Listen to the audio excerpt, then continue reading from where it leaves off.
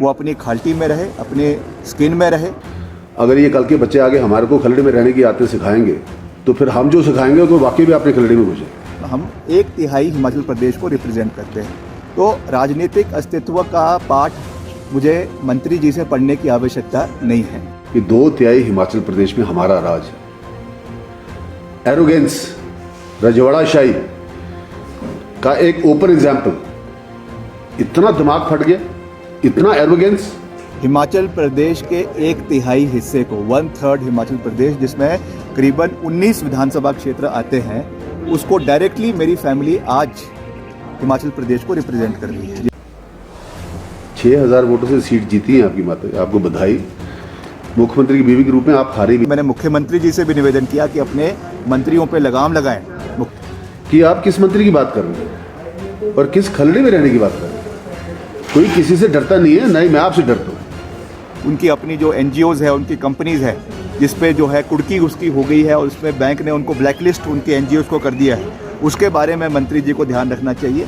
और कोई ऐसा सीने में दर्द छुपा हुआ है जिसको मैंने कहीं गलती से हिला दिया और लगता है कि पिछले 5-6 दिन से सोए नहीं। ये नोकझोंक की बात नहीं है। देखिए, कुछ फैक्ट्स थे, तथ्य थे जो मैं स्पष्ट करना चाहता था।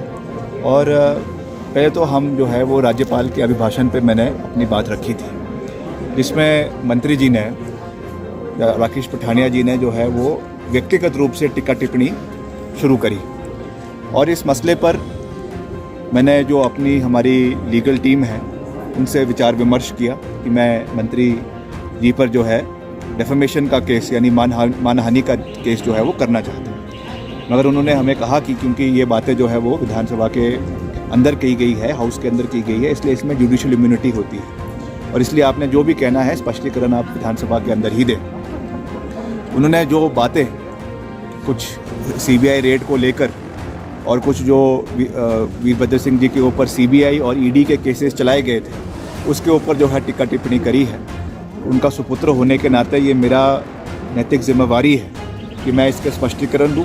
और पहली बात तो मैंने विधानसभा के अंदर ये कहा कि सिंस माय फादर्स डिमाइस, जहाँ तक ये कोर्ट में ये मसले थे ये अबेट हो चुके हैं। और अबेट का मतलब इज़ अकेन टू अक्विटल, क्योंकि वो केस अब आगे चल नहीं सकते, इसलिए वो सारे के सारे केस जो चाहे CBI का था चाहे ED का था वो अब बंद हो चुके हैं। और उस पर इनका जो है बयानबाजी करना मंत्री का, मैं समझता हूँ कि वो ठीक नहीं है।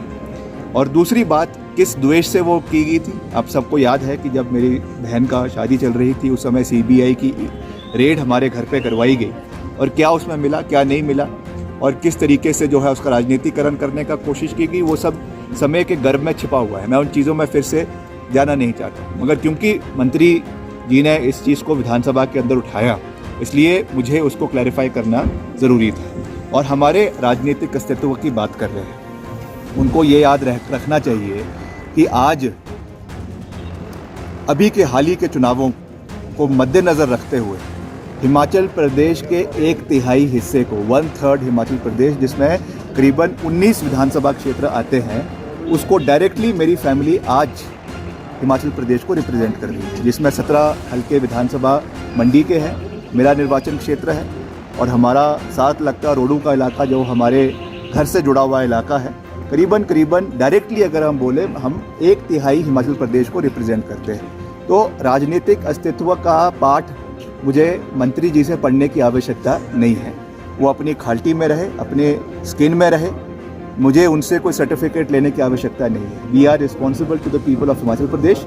कोई जवाबदेही होगी वो प्रदेश की जनता से होगी। प्रदेश की जनता ने हमको जो मान सम्मान दिया है उसका हम कर्जदार हैं और हम हमेशा हिमाचल प्रदेश के लोगों की आवाज़ को निष्पक्षता से उठाते रहेंगे।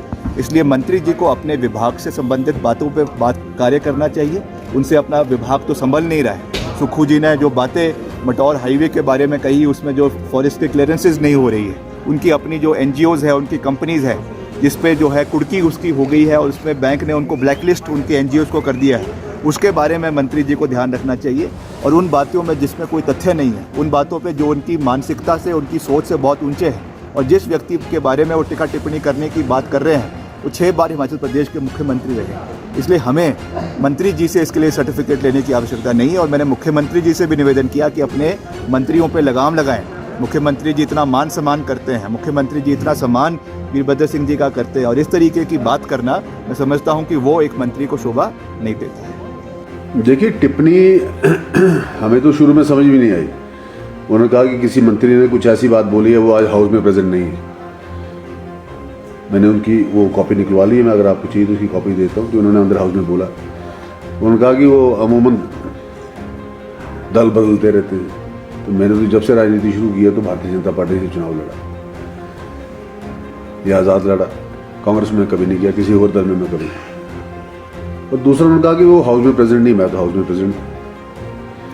पर बाद में जिस तरीके से उन्होंने लैंग्वेज का इस्तेमाल किया कि अपनी खलड़ी में रहे मंत्री, तो मुझे 2 मिनट तो ऐसा नहीं लगा कि मुझे रिएक्ट करना चाहिए। बट देन आई रियलाइज्ड कि मंत्री तो सब एक ही हैं, कोई भी है, किसी ना किसी को तो बोलना चाहिए। तभी मैंने उनको खड़े होकर पूछा कि आप कृपा करके मंत्री का नाम लें, अगर आप में हिम्मत है तो बताइए किस मंत्री को आप, वो भी जो मैंने बोला उसकी कॉपी भी मेरे पास है, कि आप किस मंत्री की बात कर रहे हैं और किस खलड़ी में रहने की बात कर रहे हैं। कोई किसी से डरता नहीं है, ना ही मैं आपसे डरता हूँ। आइए आइए, ना ही मैं आपसे डरता हूँ और ना ही मुझे किसी के डरने की या किसी को सफाई देने की जरूरत है। बाकी डिटेल में मैं मंडे को पहला वक्ता हूँ विधानसभा में, उसमें मैं डिटेल में आपको पूरी बात वहाँ पे अंदर हाउस में रखूँगा। पर एक पहले टर्म में आए हुए व्यक्ति को इस तरीके की भाषा का प्रयोग करना कि 2/3 हिमाचल प्रदेश में हमारा राज है, एरोगेंस, रजवाड़ाशाही का एक ओपन एग्जाम्पल। इतना दिमाग फट गया, इतना एरोगेंस। 6000 वोटों से सीट जीती है आपकी माता, आपको बधाई। मुख्यमंत्री की बीवी के रूप में आप हारी भी थी। इसलिए आज के दिन में इस तरीके से इस भाषा का एक सीनियर मेंबर्स के अगेंस्ट बात करनी, और जो कुछ मैंने उस दिन हाउस में बोला है गवर्नर एड्रेस में, मैं उसकी कॉपी भी आज लेकर आया। मैं शायद यही काम कर रहा था, मैं उसकी कॉपी भी लेके आया, वो भी मैं प्रेस को दूंगा, मंडे को रिलीज करूंगा कि उसमें मैंने क्या ऐसा लफ्ज़ बोला और मेरे को किसने इंटरप्ट किया और मैंने ऐसा क्या बोला जिससे ये हर्ट हुआ। इसका मतलब इनकॉन्शियस कहीं ना कहीं तो ऐसी कोई दर्द छुपा हुआ है छाती में, कोई ऐसा सीने में दर्द छुपा हुआ है जिसको मैंने कहीं गलती से हिला दिया और लगता है कि पिछले 5-6 दिन से सोए नहीं। वो दर्द, वो भ्रष्टाचार कुछ ना कुछ डरा रहा है, कुछ ना कुछ आपको हिला रहा है। तभी तो आपने आज हाउस में बिना इजाज़त के, बिना परमिशन के एक पॉइंट ऑफ ऑर्डर आपने उठाया, जिसका मुद्दा ना आपको समझ आया, ना मुझे समझ आया, ना किसी को समझ आया। किस मंत्री की बात कर रहे हैं, क्या बोल रहे हैं। और बाहर जाके जब आपको बाइट दिए तो वहाँ पे उन्होंने मेरा नाम लिया, वन मंत्री बोल के कहा कि वन मंत्री अपनी खलड़ी में रहे। अगर ये कल के बच्चे आगे हमारे को खलड़ी में रहने की आदतें सिखाएंगे तो फिर हम जो सिखाएंगे तो वाकई भी अपनी खलड़ी में घुसे। इसलिए मैं इनसे एक्सपेक्ट नहीं करता था कि ये पूर्व में रहे मुख्यमंत्री के बेटे हैं, अच्छे पढ़े लिखे लड़के हैं, कि ये ऐसी भाषा का प्रयोग करेंगे। But that shows the frustration. इससे साफ नज़र आता है कि कितनी फ्रस्ट्रेशन है, कितना गिल्ट है, कितना गिल्टी कॉन्शियस है, कितना बुरा हाल है। बाकी जो कुछ आपने कमाया, जो कुछ किया है, वो तो मैं बताऊंगा, उसमें क्यों नहीं बताऊंगा। मैं नहीं डरता किसी से, और डरना भी क्यों।